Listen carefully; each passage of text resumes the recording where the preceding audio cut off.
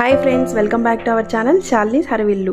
ఇవాల్టి వీడియోలో దొండకాయ రోటి పచ్చడిని ఎలా టేస్టీగా ప్రిపేర్ చేసుకోవాలో చూసేద్దాం. ఈ పచ్చడి 3-4 రోజుల వరకు నిల్వ ఉంటుందండి. ఈ పచ్చడిని రోటీల్లోకి, దోశల్లోకి, అన్నంలోకి ఇలా దేనిలోకి తీసుకున్నా చాలా టేస్టీగా ఉంటుందండి. ఈరోజు మనం దొండకాయ పచ్చడి చేసుకుందామండి. ఒక 10 దొండకాయలు తీసుకున్నాను. ఒక 5 నుంచి 6 వరకు పచ్చిమిరపకాయలు తీసుకున్నాను. ఇవి కొంచెం కారం ఎక్కువ ఉంటాయి కాబట్టి ఒక 6 నుంచి 7 వరకు సరిపోయాయి. మీరు కారం కొంచెం ఎక్కువ కావాలనుకుంటే ఎక్కువ క్వాంటిటీలో తీసుకోండి. ఒక వెల్లుల్లిపాయ, ఒక గడ్డ తీసుకున్నాను. 2 స్పూన్ల జీలకర్ర, 2 స్పూన్లు దొడ్డుప్పు, ఒక కొంచెం నిమ్మకాయ సైజ్ అంతా చింతపండు తీసుకుంటున్నాను. కొత్తిమీర ఒక చిన్న కట్ట అయితే సరిపోతుందండి. ఇట్లా అన్ని రెడీ చేసి ఉంచుకున్నాను. ఇప్పుడు మనం పచ్చడి రెడీ చేసేసుకుందామా. దొండకాయల్ని ఇట్లా సన్నగా కట్ చేసి ఉంచుకున్నాను.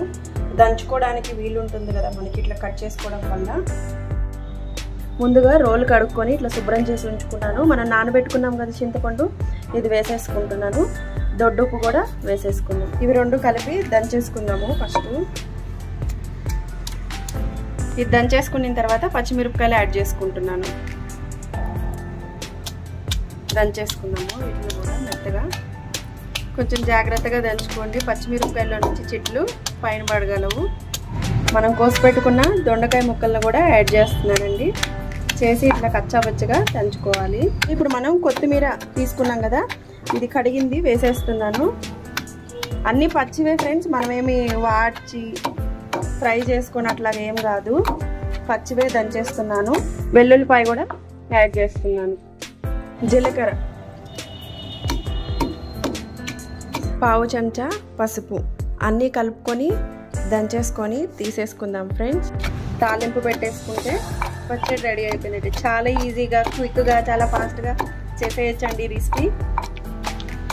కొంచెం దొండకాయలు ఉన్నప్పుడు ఏం చేయాలో తెలియనప్పుడు అది ఫ్రై అవ్వదు, కూర అవ్వదు కాబట్టి ఇట్లా చట్నీ చేసేసుకోవచ్చు ఈజీగా. 2 స్పూన్ల పచ్చి కొబ్బరి పొడి అండి, ఇట్లా ఫుల్గా గ్రైండ్ చేసుకొని ఇది కూడా యాడ్ చేసేసుకుందాం. మెత్తగా దంచుకోవాలి. ఇష్టం లేకపోతే ఇట్లా ఉట్టిగా అయినా తీసేసుకోవచ్చు, కానీ కొబ్బరి వేస్తే ఇంకొంచెం టేస్ట్ యాడ్ అవుతుంది. రెడీ అయిపోయింది, తీసేసుకుంటున్నాను బౌల్లోకి. ఇప్పుడు పోపు పెట్టేసుకుందాం ఫ్రెండ్స్.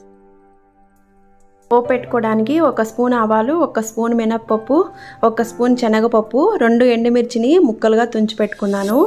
ఒక 2 రెబ్బల కరివేపాకుని ఇట్లా తుంచి పెట్టుకున్నాను. ఇప్పుడు మనం పోపు పెట్టేసుకుందాం.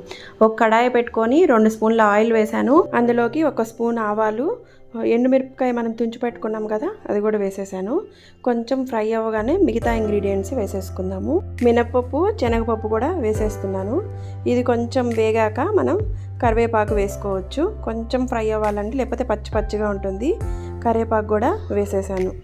ఇప్పుడు మనం రెడీ చేసి ఉంచుకున్నాం కదా చట్నీ, అది కూడా ఇందులోకి వేసుకొని కొంచెం పచ్చి వాసన పోయేదాకా వేపుకోవాలి. ఒక 2 నిమిషాలు వేయించుకుంటే సరిపోతుందండి, మరీ వేగాల్సిన పని లేదు. కొంచెం పచ్చివాసన పోతే చాలు. వేగిందండి, సర్వ్ చేసేసుకుందాం. చూడండి ఫ్రెండ్స్, ఎంతో టేస్టీగా ఉండే దొండకాయ రోటి పచ్చడి రెడీ అయిపోయిందండి.